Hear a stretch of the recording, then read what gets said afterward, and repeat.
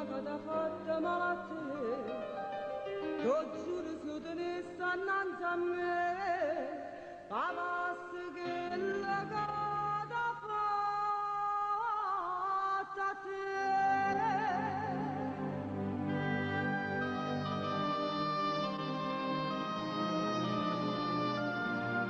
Vedi, Anna, non sono degna di esserti sorella. Perdonami, io ti ho mentito. Il padre di mio figlio non è vero che è partito. Tu lo conosci. È Mario. Sì, è Mario, tuo marito.